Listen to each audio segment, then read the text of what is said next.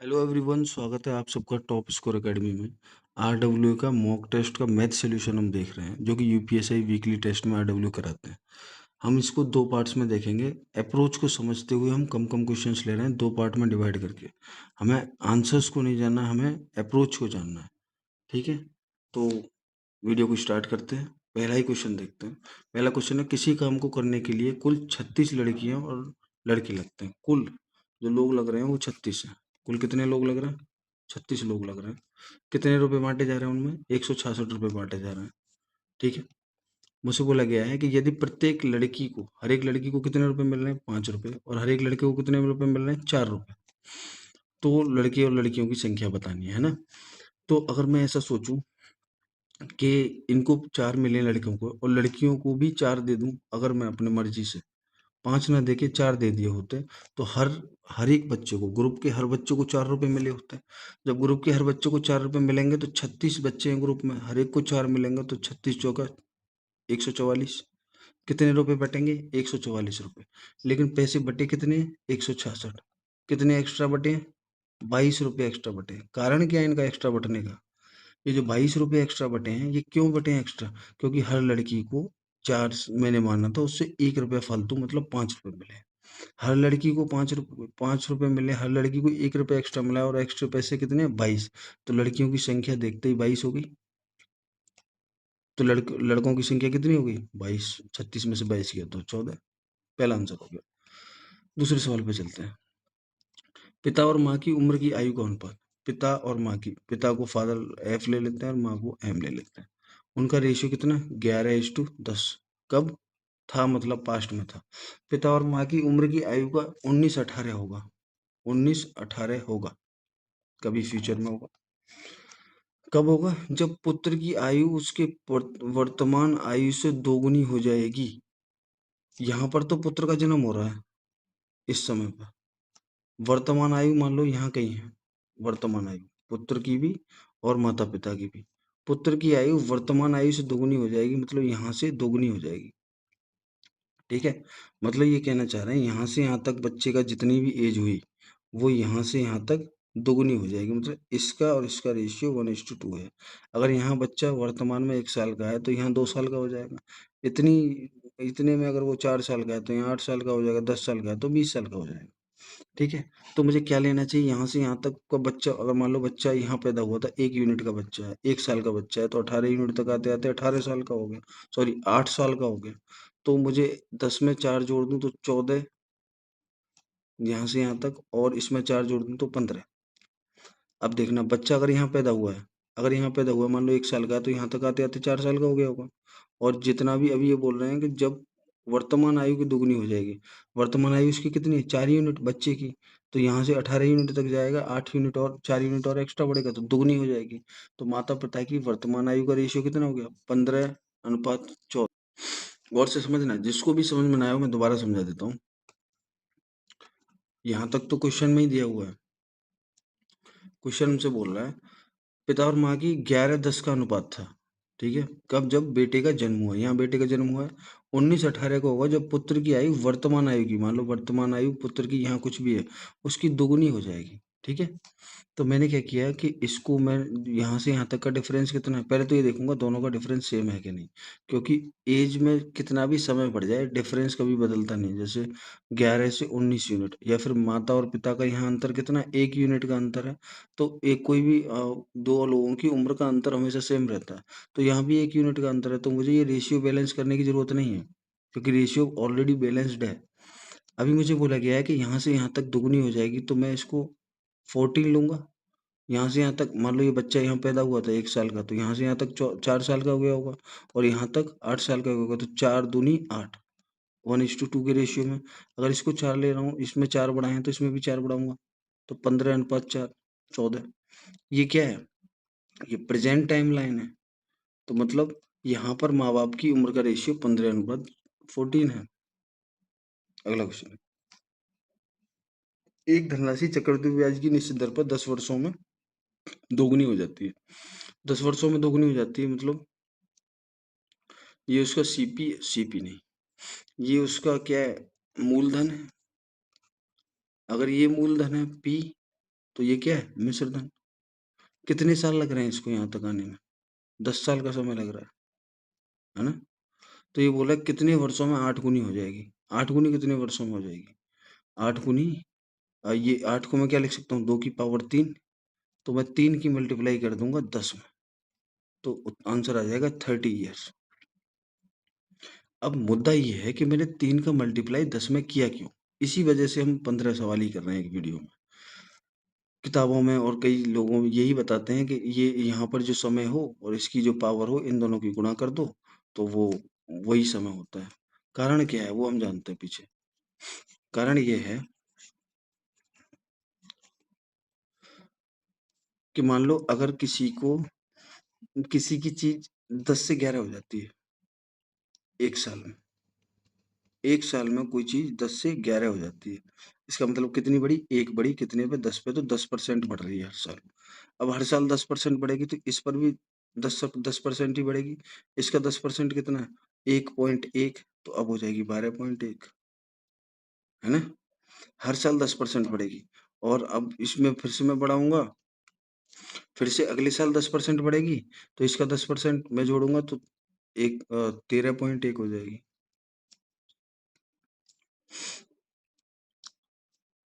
ब्याज मैंने रेट कितना बताया था? 10%। 10% का रेट बताया था। या फिर एक काम करते हैं, इसको 100 मान के कर लेते हैं पूरे को, है ना? ये पॉइंट का लफड़ा ही खत्म हो जाएगा। मैंने बोला कि 10% जो है हर साल 10% बढ़ जाती है, तो 10% की वैल्यू कितनी होती है? 1/10, है ना? तो अगर कोई चीज 10 है तो हर हर एक साल में एक का बढ़ के वो 10 से 11 हो जाती है। या फिर मैं ऐसे बोल दूं कि 11/10 हो जाती है हर साल। हर साल क्या हो जाती है? 11/10। मान लिया कि स्टार्टिंग में 100 रुपए थे, रुपए में ले लेते हैं, मान लो स्टार्टिंग में 100 रुपए थे। हर साल 10% बढ़ते हैं, तो एक साल में 110 हो गए होंगे। 100 का 10% 10 होता है, 10 जुड़ गए होंगे। फिर से अगला एक साल आया होगा, इसका 10% कितना हुआ? 11, तो 121 हो गए होंगे। इसका 10% कितना हुआ? 12.1, तो 133.1 हो गए होंगे। अब एक चीज गौर करने वाली है इसमें, कि अगर मैं इन दोनों का मल्टीप्लाइंग फैक्टर देखूं, मतलब मिश्र धन बट्टे मूलधन करूं, तो 0 से 0 कटा, तो यहाँ से यहाँ तक 100 में कितने की गुणा हो रही है? 11/10 की। वही चीज मैंने यहाँ बताई थी कि हर साल वो अपने आप का 11/10 गुना हो जाएगी। मैं इसमें चेक कर सकता हूँ इसको, कि वो मिश्रधन 121 बटे मूलधन। 11 में 121, 11 ढाई 110। मल्टीप्लाइंग फैक्टर कभी चेंज नहीं होता, मल्टीप्लाइंग फैक्टर 11/10 है। यहाँ पर भी देखें तो 133.1 बटे 121, पॉइंट हटाऊंगा, जीरो लेके आऊंगा, काटूंगा, 11 से करूँ काटेंगे तो 11 से 121 बार कटेगी, और 11 से 110 बार कटेगा, और फिर से काटने पर हमारा आंसर 11/10 ही आएगा। तो हर साल के लिए जब मैंने रेट तय कर दिया, तो इसका मतलब हर साल के लिए एक मल्टीप्लाइंग फैक्टर होता है। इसको हम बोलते हैं मल्टीप्लाइंग फैक्टर। मल्टीप्लाइंग फैक्टर, ठीक है? और मल्टीप्लाइंग फैक्टर कभी चेंज नहीं होता है। अभी तो हमने देखा एक एक साल का, अभी हम दो दो साल पे देखें, दो दो साल पे क्या चेंज हो जाएगा ये? 2-2 साल पे क्या चेंज हो जाएगा ये? नहीं, 2 साल पे भी चेंज नहीं होगा, 3-3 साल पे भी कभी चेंज नहीं होगा, 10-10 साल पे भी चेक चेक करेंगे तो कभी चेंज नहीं होगा। जैसे यहाँ से यहाँ तक, यहाँ से यहाँ तक 2 साल हुई हैं, तो 2 साल में कितना मल्टीप्लाइंग फैक्टर है? 121/100, ठीक है? और यहाँ से यहाँ तक 2 साल हुई हैं, कितना मल्टीप्लाइंग फैक्टर है? 133.1/110, पॉइंट हटाऊंगा, जीरो लगा देंगे नीचे, 11 से काटूंगा तो 121 बार, और 11 से कटेगा ये 100 बार। मतलब 2 साल का मल्टीप्लाइंग फैक्टर क्या है? 121/100। तो एक साल में तो वो हो रही है 10 से 11, 2 साल में हो रही है, 3 साल में हो रही है, पावर चेंज होती जाएगी। जैसे हमने यहाँ किया, एक साल में तो हो रही थी 11 से 10, तो 2 साल में हो जाएगी इसकी घात, ठीक है? अब यही तरीका हम इस वाले क्वेश्चन में लगाते हैं और एक शॉर्ट तरीका निकाल लेते हैं। शॉर्ट तरीका क्या है? कि मान लो एक से कोई चीज दो हो जाती है कितने साल में? 10 साल। तो क्या मैं ये बोल सकता हूँ 10 साल का मल्टीप्लाइंग फैक्टर मिश्रधन बट्टे मूलधन मतलब 2/1 है? ये 10 साल का मल्टीप्लाइंग फैक्टर है। मुझसे क्या पूछा? 8 गुना हो जाती है, तो 8 गुना होने के लिए एक बार और 2/1 की गुणा हो रही होगी, एक बार और 2/1 की गुणा हो रही होगी, तो 2 दूनी 4, 4 दूनी 8। ये कितने साल का था? 10 साल का। 2 बार मिला दिया तो 20 साल का, 3 बार मिला दिया तो 30 साल का। तो मैं बोल दूंगा कि 8 गुनी हो जाएगी 30 साल में। ऐसे क्वेश्चंस में कभी ये नहीं आएगा कि कोई चीज़ दोगुनी हो जाती है, चक्रवृद्धि 10 वर्ष में दोगुनी हो जाती है, कितने वर्षों में वो 7 गुनी हो जाएगी। 7 गुनी, 6 गुनी, 5 गुनी ऐसा नहीं आएगा। अगर मैंने 1 से 2 बोल दिया है तो पूछेगा 2 की घात में ही। 2 की घात 2 हो सकती है, 3 हो सकती है, 4 हो सकती है, कुछ भी हो सकता है, लेकिन 2 की पावर में ही होगा। क्योंकि हमें मल्टीप्लाइंग फैक्टर ऐसे ही काम करता है। ठीक है? तो शॉर्ट तरीका क्या निकला इसका? शॉर्ट तरीका ये निकला है कि मैं क्या करूँगा, अगर कोई चीज़ 1 से 2 हो रही है कितने साल में? 10 साल में। तो 8 गुनी पूछिए, तो 2 की घात 3 इस समय की गुणा कर दूँगा इसमें घात में। क्यों कर दूँगा ये मैंने तुम्हें बता दिया। ठीक है? अगले क्वेश्चन पर किसी संख्या को 3, 4, 7 से विभाजित किया जाता है और इतना शेषफल बचता है तो 84 से विभाजित किया जाए तो क्या शेषफल होगा? 3, 4, 7 से विभाजित किया जाता है। तो मैं क्या करता हूँ लाइन खींच लेता हूँ। एक ये लाइन बना लेते हैं। एक और ये दूसरी वाली, है ना? ठीक है। अब मुझसे बोला गया है कि जब मैं किसी संख्या को 3 से विभाजित करता हूँ तो शेषफल 2 बनता है और 4 से करता हूँ तो 3 बनता है और 7 से करता हूँ तो 5 बनता है। तो लास्ट वाला रख लेता हूँ। 7 से करता हूँ तो शेषफल कितना आता है? 5। 4 से करता हूँ तो शेषफल कितना आता है? 3 और 3 से करता हूँ तो शेषफल कितना आता है? 2। तो क्या मान ली जाए वो संख्या? क्या वो संख्या 5 मान ली जाए? 5 मान लूँगा तो 7 से मैं जब 5 में भाग दूँगा तो 5 ही शेषफल बचेगा क्योंकि भाग जाएगी नहीं उसमें। तो जो जो भाग नहीं जाती है अगर तो वही शेषफल बच जाता है। तो मैंने उसको 5 मानने के लिए क्या करना होगा? इन दोनों की गुणा। इसकी गुणा करूँगा 0 में। यहाँ 0 रख लेना और इसकी गुणा करना और इसको जोड़ना। 7 की 0 में गुणा करूँगा तो 0 और 5 जोड़ूँगा तो 5। वो संख्या क्या होगी? 5। मतलब अगर वो संख्या 5 है तो 7 से भाग दूँगा तो एक चीज़ तो सत्य हो रही है कि 7 से भाग देने पे 5 बच रहा है। लेकिन क्या यही संख्या में 4 से भाग देने पे 3 बच रहा है? 4 से भाग दूँगा 5 में तो 1 और यहाँ बचा रहे 3। तो मैं क्या करूँ? इन दोनों की फिर से मल्टीप्लाई करूँ, इन दोनों की और इसमें जोड़ दूँ। इसमें जोड़ दूँ 4 पंजे 20 और 3 23। अब वो संख्या क्या आ गई? 23 हो गई वो संख्या। अब ये दोनों चेक करके देखें 7 से भाग देता हूँ तो 7 दूनी 14 7 तिया 21 और 23 का 3 में मल्टीप्लाई करेंगे। 23 का 3 में मल्टीप्लाई करेंगे तो आएगा 69। 69 में 2 जोड़ देंगे तो आ जाएगा 71। तो मेरे ख्याल से वो नंबर है 71। ठीक है? और 71 को जब मैं 84 से भाग करूंगा तो आंसर आएगा 71 शेषफल। अगर जिससे हम भाग दे रहे हैं उससे ऊपर वाली जिसमें भाग दे रहे हैं वो संख्या छोटी है तो शेषफल वही होता है जो जिसमें हम भाग देते हैं। ठीक है? तो आंसर इस हिसाब से तो मेरा हो जाएगा 71। लेकिन मुझे इस सवाल में कुछ गड़बड़ी महसूस हो रही है ना?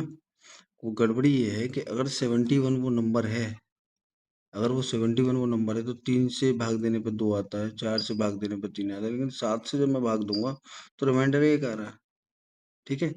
या फिर अगर मैं उस नंबर को अगर मैं ऑप्शन से जाऊं, अगर मैं ऑप्शन से जाता हूँ, ठीक है, तरीका तो यही होता है इस टाइप के क्वेश्चन को करने का।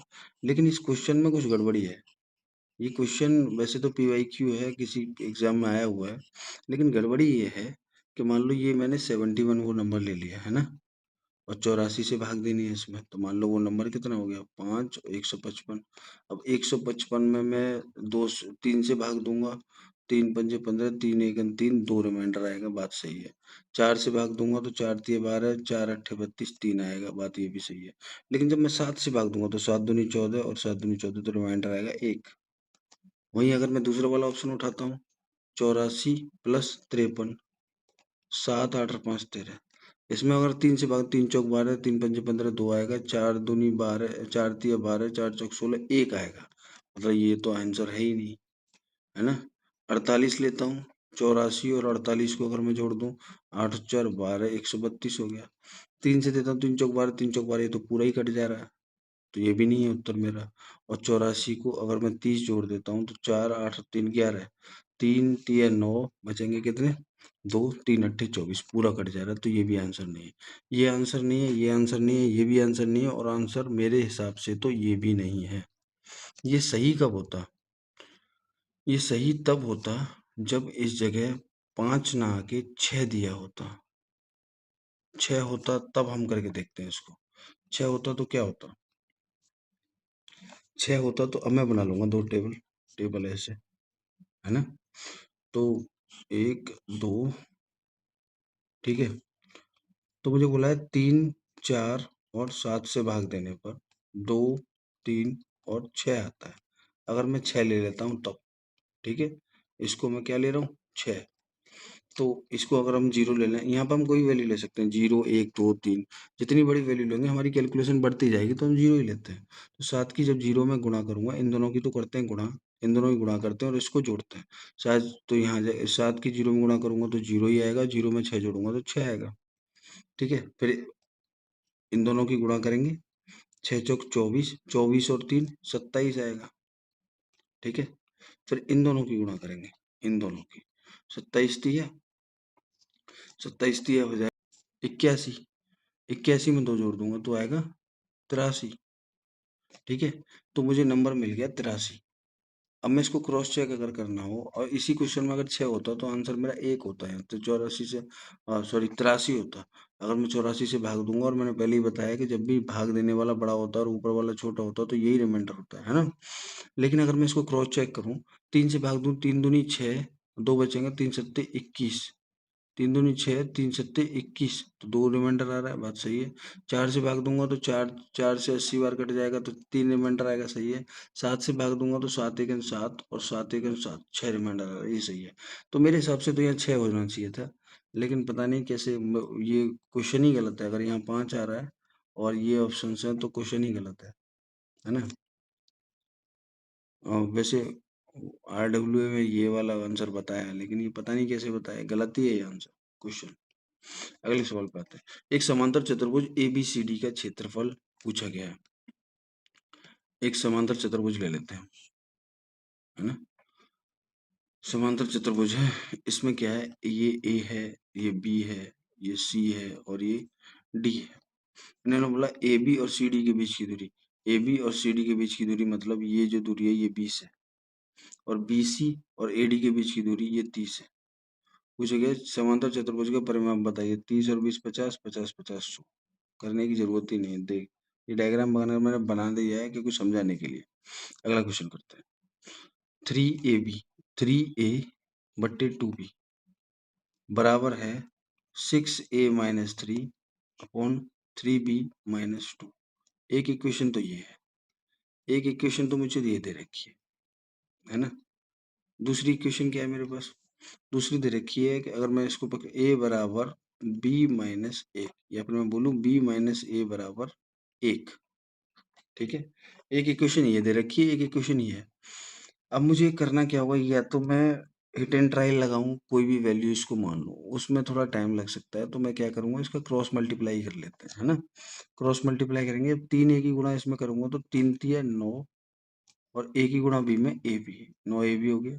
और 3 की गुणा इसमें करूंगा तो 3 दूनी 6a बराबर 2 की गुणा इसमें करूंगा तो 6 दूनी 12, 12ab और माइनस 3 दूनी 6b। तो ए बी एक साइड ले जाओ और बाकी इधर ले आते हैं, तो मैं इधर इसको इधर लेके आऊंगा तो 6b-6a बराबर 12b में से 9b जाएंगे तो 3ab बचेगा, ठीक है? यहाँ से अगर मैं 6 कॉमन ले लूं तो b-a बराबर हो जाएगा 3ab, ठीक है? b-a की वैल्यू मेरे पास है 1, तो मतलब ये हो गया 6 बराबर 3ab। ए बी की वैल्यू आई 6/3, 6/3 मतलब 2। जब ए बी की वैल्यू 2 है तो 12 ए बी की वैल्यू कितनी होगी?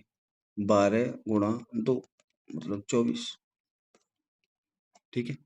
अगला क्वेश्चन देखते हैं। ए और बी ने 3:8 के अनुपात में हिस्सेदारी में ए और बी ने, ए है और बी है, इन्होंने एक कोई बिजनेस स्टार्ट किया है, किस रेशियो में? इसने 3 रुपए लगाए और इसने 8 रुपए लगाए, ठीक है?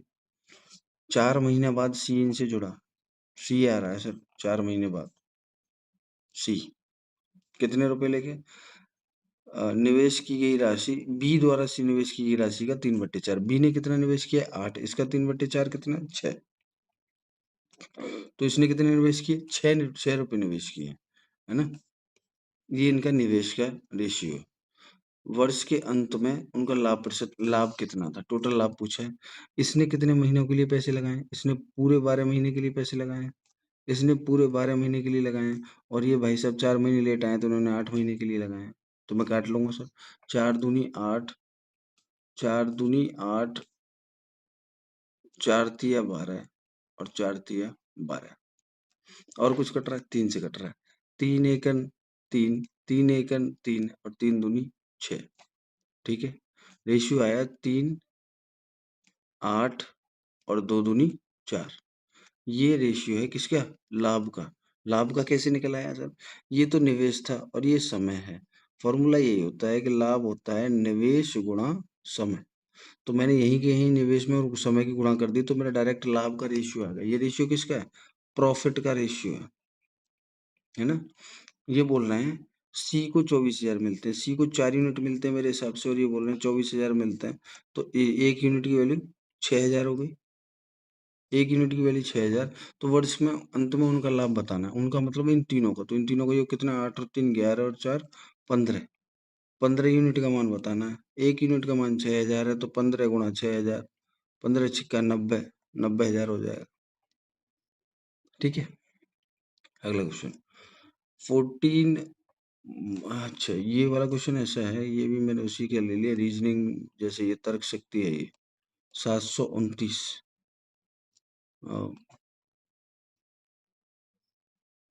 भाग लेंगे इसको, ऐसे करके लिख लो। 729 गुणा 81 माइनस 9 बराबर 500। अब इसको सारे क्वेश्चन ऑप्शंस को ट्राई करने नहीं बैठ जाते हैं। हम क्या करते हैं कि प्लस माइनस को हटाना है यहाँ से। ये वाला ऑप्शन पकड़ता हूँ, इन सब में गुणा दे रखा है और इसमें प्लस माइनस दे रखा है।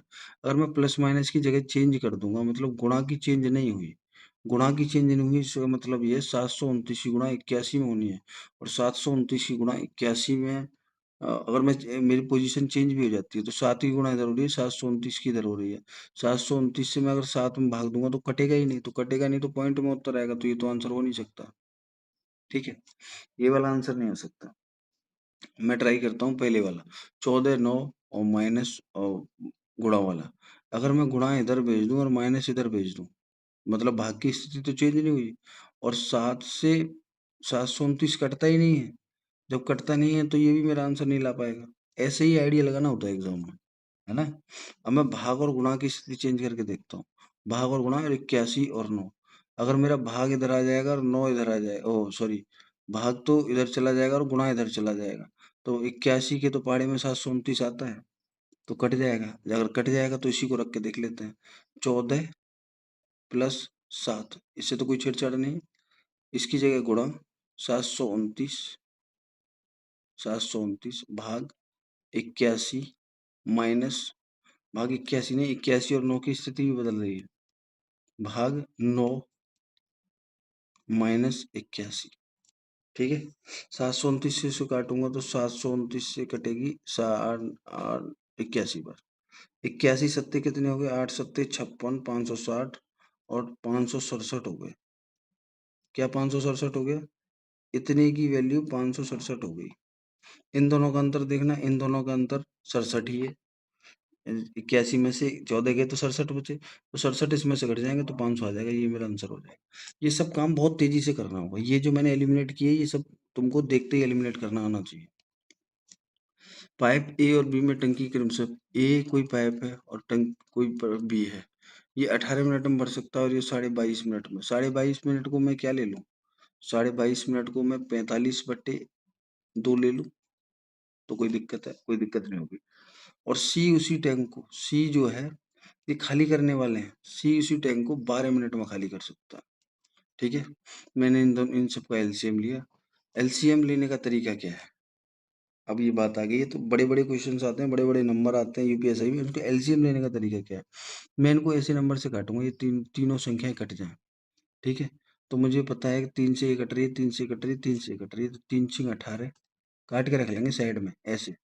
3 छिंग 18, 3 ऊपर वाला जब भी भिन्न हो तो ऊपर वाले को काटते हैं। 3 एकम 3, 3 पंजे 15 और 3 चौक 12। इन तीनों का रेशियो यही है। ठीक है? अब मुझे करना क्या है, मुझे इनका एलसीएम नहीं लेना है, मुझे इन तीनों का एलसीएम लेना है। इन तीनों का एलसीएम क्या है? 15 चौके 60 और 15 चौके 60, 60, 60 इससे कटता है, 60 इससे कट रहा है, इससे भी कट रहा है। तो मेरी नज़र में ये एलसीएम 60 है। ये नज़र में है सर, ये एलसीएम नहीं है इन तीनों का, लेकिन मैंने अपनी नज़र में 60 ले लिया। तो 6 की गुणा करूंगा 60 में तो ये 10 आएगा। 15 चौका 60 और 4 से 15 बार 60। ठीक है? अब मुझे क्या करना है, अब मुझे इसको मिटा देना है। किसको? ये पुराने वाले एलसीएम को और इन सबको, इन सबको मिटा दूंगा तो मेरे पास एलसीएम क्या आएगा फिर? 18। इनमें से किसी दो की गुणा कर लेना आपस में। 18 ढाई 180, ये हो गया मेरा एलसीएम। ऐसे निकालते हैं तेजी से एलसीएम। ठीक है?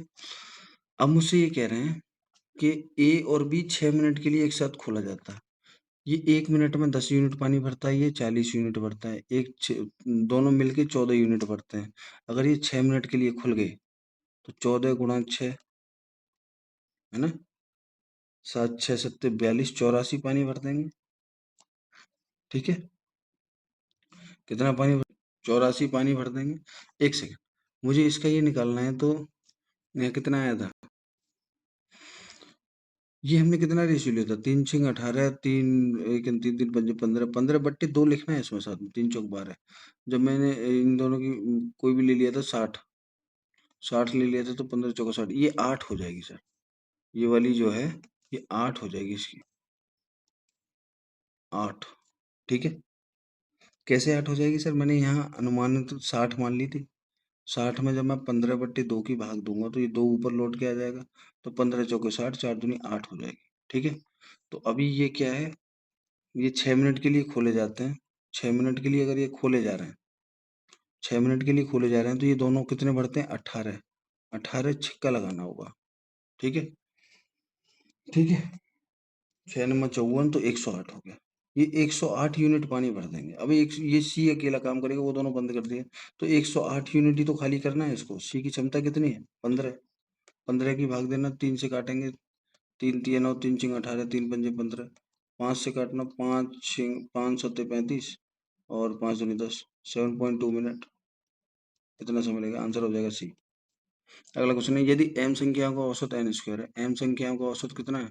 n square. और n संख्याओं का औसत कितना है? m square. ठीक है? तो किसी भी जितनी संख्याएं होती हैं उसके औसत में गुणा कर देते हैं तो टोटल संख्याएं आ जाती हैं।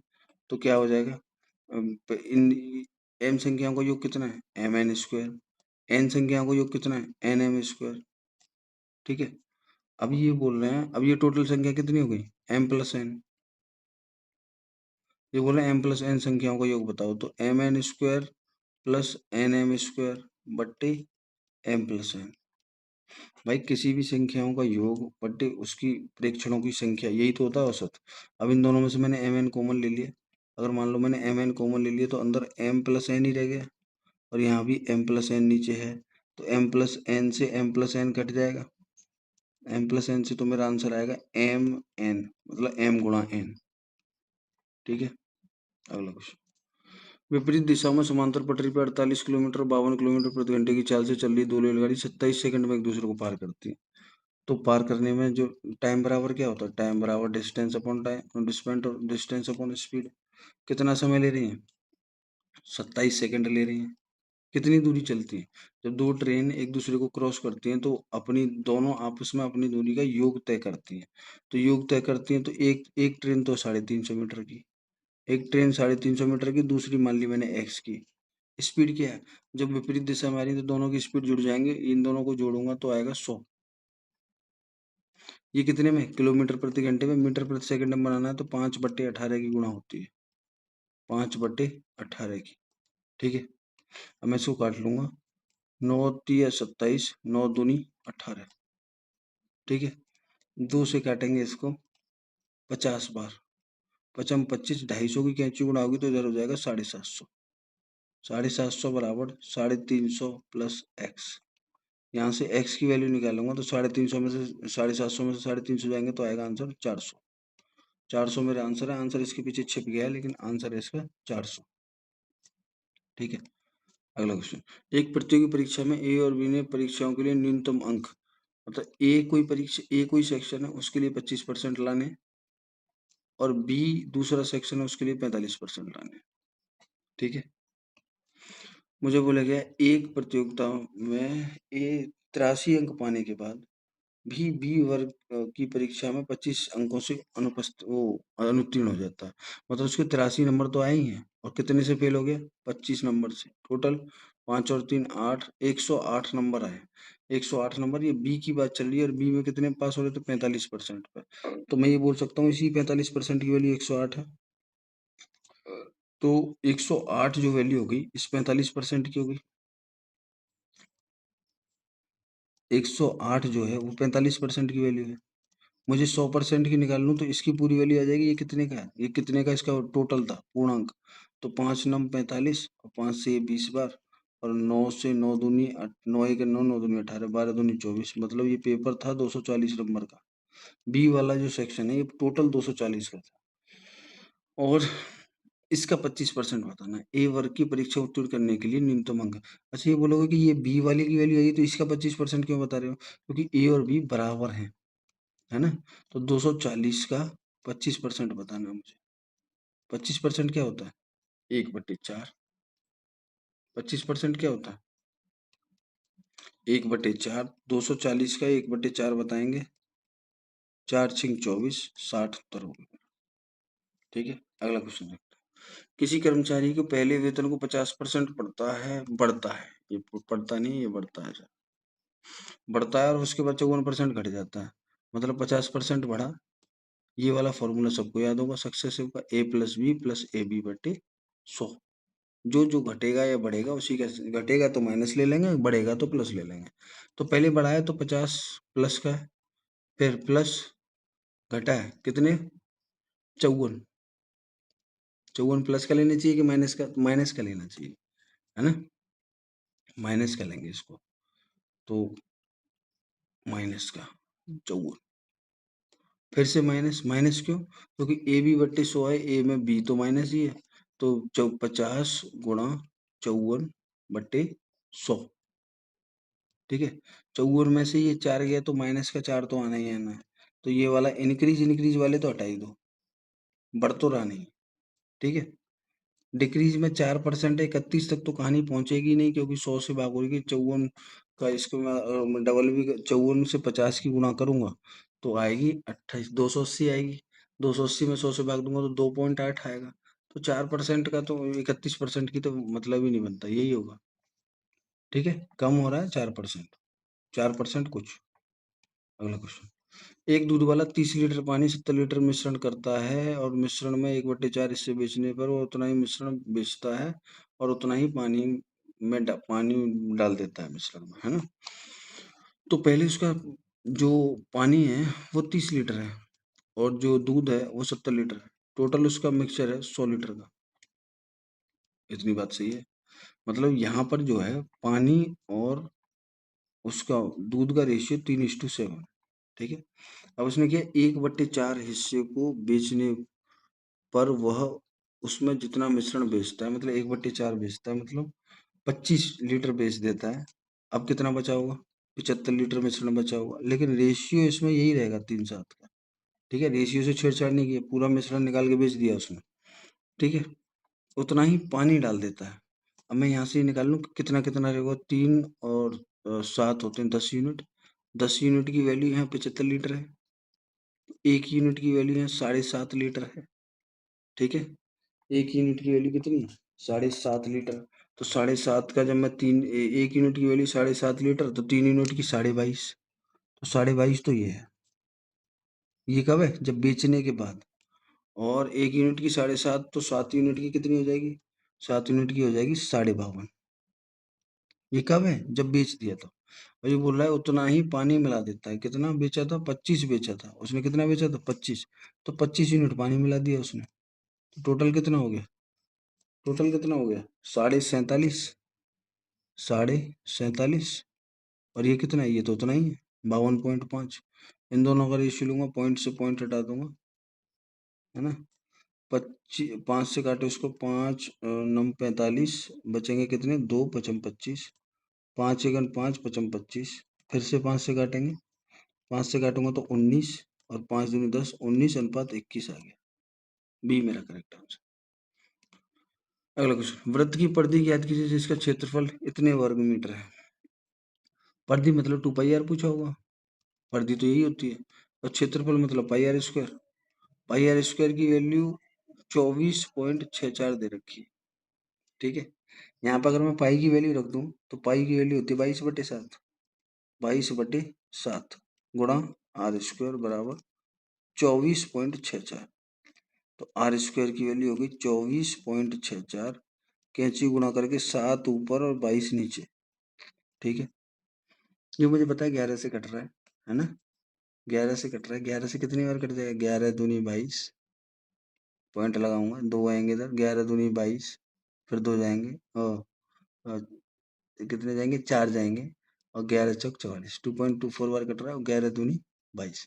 2 से ये संख्या फिर कट रही है, 2 से संख्या ये फिर कट रही है, 2 से फिर कट रही है, 2 एकन 2, 2 एकन 2, 2 दूनी 4, मतलब 7 की गुणा इसमें कर दूं, 7 की गुणा 7 दूनी 14 की, 4 यहाँ से लेके 7 दूनी 7, 8, 784, 2 के बाद पॉइंट। ये आर स्क्वायर की वैल्यू है, तो मतलब इसको मैं हटाऊंगा, आर की वैल्यू क्या होगी, अंडर रूट का 7.84, 784, 28 का वर्ग होता है तो 2.8 हो गया, आर की वैल्यू होगी 2.8, ठीक है। अब मुझे ये निकालना था, तो 2 गुणा 22/7 गुणा 2.8, इसको काटूंगा 7 चौक 28.4 बार कटेगा, 22 दूनी 44, 44 चौके होंगे, 4 चौक 16, 176 होते हैं, तो यही उत्तर हो जाएगा, ठीक है। कैलकुलेशन में करके दिखा रहा हूँ, एग्जाम में थोड़ा सा स्किप करनी होती है। तो हमारे हो चुके हैं 15 क्वेश्चंस, और उनका मैंने डिटेल्ड में थोड़ा सा जाके डिस्कस किया है। और ये वाला क्वेश्चन, ये जो एक क्वेश्चन था हमारा तीसरा, ये वाला क्वेश्चन, ये वाले क्वेश्चन में मुझे डाउट है, और डाउट मुझे ये नहीं है कि इसमें कुछ मिसप्रिंट हुआ है, ये क्वेश्चन ही गलत है। ये क्वेश्चन इसलिए गलत है कि अगर हम जो भी लेके आते हैं, इन चारों ऑप्शन, अगर हमारा मेथड भी काम नहीं कर रहा है जो हम तरीका लगा रहे हैं, लेकिन ये चारों ऑप्शंस को भी अगर हम क्रॉस वेरीफाई करें तो चारों ऑप्शन भी ठीक नहीं बैठ रहा है। तो मेरे हिसाब से तो यहाँ 6 होना चाहिए था, ठीक है, 6 होना चाहिए था। अगर यहाँ 6 हो जाएगा तो आंसर तब भी ये नहीं रहेंगे, तब इसका करेक्ट आंसर 1 होगा, है ना। लेकिन 7 से भाग देने में 5 बच रहे हैं, और तब भी आंसर लोगों का इसमें आ रहा है, तो वो मेरे हिसाब से गलती कर रहा है। कोई इतनी बड़ी गलती नहीं कर सकता है, कम से कम हम चेक तो करेंगे। जो भी संख्या हमारी आई, मान लो 71 ही हमारा उत्तर आया, तो 71 3 से कट रहा है तो 2 से सफल दे रहा है, ठीक बात है। 4 से कट रहा है, 3 दे रहा है, कोई ठीक बात है। लेकिन 7 वाला तो फेल हो रहा है ना, 7 से कटने पर तो ये 1 से सफल दे रहा है, तो मतलब हमारा क्वेश्चन ऑप्शंस भी गलत है और क्वेश्चन भी गलत है, ठीक है। मैं अगले कुछ 10-5 जो 15 क्वेश्चन रह गए होंगे वो मैं कल लेके आ जाऊंगा आपके लिए, और मुझे उम्मीद है कि आपको ये समझ में आई होगी। मेरे तरीके जो हैं क्वेश्चंस को अटेम्प्ट करने के, वो समझ में आए होंगे। और डिटेल में अगर मुझे पढ़ना है तो मैं धीरे, प्लेलिस्ट मैंने बना रखी है, और मैं उसमें वही क्वेश्चंस कराता हूँ जो यूपीएसआई में पूछे गए हैं, और उसी को हमने टैब बना के उसी को आधार बनाया है, और टैब भी क्लियर होता है और पीवाईक्यू भी सारे लग जाते हैं। तो मेरे चैनल को सब्सक्राइब कीजिए, चैनल अभी नया है, सपोर्ट की बहुत ज़रूरत है चैनल। Thank you.